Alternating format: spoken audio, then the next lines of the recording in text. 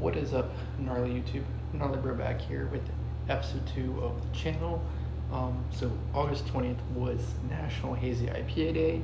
That was 2 days ago. So I thought, excuse me, why not get into the evolution of the IPA today, give a little bit of history while we drink a very, very good IPA. So we're going to start off with a quick review of the IPA, and then we'll get into the evolution.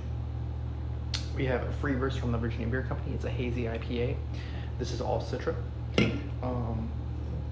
6.8%. This is one of my favorite IPAs I can get. It's kind of like a flagship here in Virginia where I live. So yeah, I'm excited for this.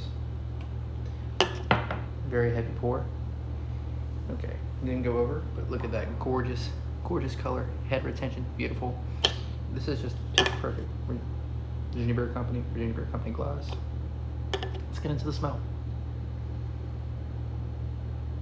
Citrus, bright citrus, tropical,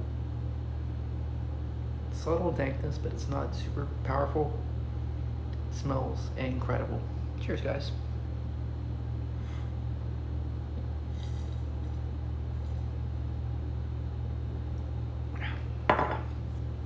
Subtle dankness, very juicy, very tropical. Slight dry finish, which I do appreciate in this one. I love this. This is one of my flagship hazies I enjoy. So I'm gonna give this about an 8 out of 10. So yeah, the evolution of the IPA. So it started back in 1834 with an English IPA.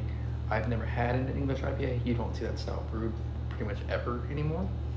Then it kind of just narrowed down into the American IPA, which is brewed hit or miss at some places. Some places do it and it's considered a hazy. Some places do it. It's a hybrid between a West Coast and a hazy.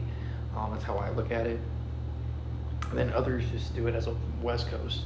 It just depends on the brewery, where you're located, and how they do it. But that's what led to the big evolution once it got past the American IPA to the hazies, the ryes, the West Coast, the New Zealand. It's when everything ventured out, became very broad. Excuse me. And in doing so, we've also now expanded the hazies even more recently with RAR or RAR doing hop saturated ales, which is overly hopped IPAs. They're like, they're like 9%, like a typical double or triple IPA. So yeah, it's very, very much in a different spot now. When you're going for hazies, you're going for that dankness, you're going for that juiciness, you're wanting tropical, you're looking at notes of stone fruit, grapefruit, orange rind, lemon rind, zest, like stuff like that. And you're gonna get that a lot in hops closer to like Galaxy, Nectaron, Nelson, Citra. It's another good. Strata's kind of versatile. It can go in West Coast as well. But you're gonna get a lot of stronger hops. Like even Peacherine is a very good one. You would usually see more in a hazy. And then you're gonna go to the West Coast side now, which is very new. I prefer those personally. If I want a hazy, I usually crave it. I adore West Coast IPAs. I think they're very nice. They're more bitter, more piney, still somewhat tropical, but that pine is what makes that beer so good, because you're craving that bitterness, you're craving that pine, and you're gonna get that with like Centennial, Chinook, Simcoe, Brew One, hops like that, like newer hops, even more New Zealand hops. Now they're kind of a hybrid. It just depends on which hybrid hop you're gonna get in this situation. And then like following that led to the sour IPA, which is it's gonna be more on the hazy side, but it's depending on how it's fermented and the yeast that is used or what makes it sour. Some even do sour IPAs with actual fruit, just to add that level of tartness, that flavor profile, just to build it up and make it more enhanced. Hudson Valley is a great brewery for that. I've had them. I'm not a big sour IPA fan, but Hudson Valley, I will say if I see it every once in a while, not a bad option to pick up. Highly recommend them if you like sour IPAs, or even like a little bit of funk into it. They do make some funky IPAs, so yeah, put them out there. And then more recently was a cold IPA. So it's not a traditional IPA in my opinion. I don't even think it's an IPA. To me, it's a hoppy lager because what you're doing is you're basically taking an IPA and making it more approachable for those trying to become IPA drinkers. So it's gonna taste like a lager. It's gonna taste like a West Coast IPA, but it's also gonna taste hoppy. So it's got that lager background. It's got that hoppiness though, which is I really appreciate. And there's also the Brut IPA, which came out around the same time.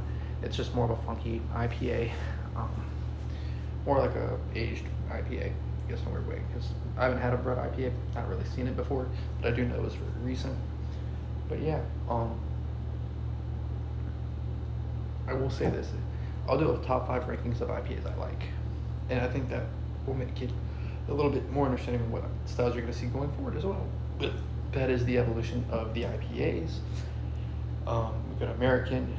We got English to American to hazy and West Coast, which is very broad, to the cold or to the sour, then the cold, and then the Brut. It's kind of how the evolution worked. Fairly simple. So yeah, that is kind of evolution of IPAs, and I will give you my top 5 IPA styles. No, I name top 5 IPAs because that can always change. Also styles. Number 1, West Coast. Hands down, West Coast IPAs. Traditional West Coast IPAs are just very good. Kind of caters to me because my favorite style of beer is a West Coast Pilsner. So there's that. Number 2 is a New Zealand Pilsner. New Zealand hops are far superior. That is just not even the debate for me at this point. I think they're more flavorful. I think they're more impactful on the beer. Just something about them are better. So yeah, that is my personal opinion. Number 3, we're gonna go a hazy, just a traditional single hopped hazy IPA. Doesn't need to be fancy. You could use 1 hop. You can use 2 hops. Fancy schmancy like that. Perfectly fine. 3 would be a session IPA. So a session IPA is a IPA, lower ABV, but you're still getting that great mouthfeel and flavor profile. Just not as high ABV. So you can have a few, if you're like DD and you want to not drink, you can have a session IPA and be responsible, but you're not drinking water, but you're gonna drink water the rest of the night at the same time. So that kind of situation. And lastly, number 5 will be the sour IPA. Just a very solid IPA. I don't get them much, but when you do, they hit, which is why I put them at 5. Overall, I hope you guys enjoyed this little history lesson on the evolution of the IPA, and I hope you guys keep it early. Cheers.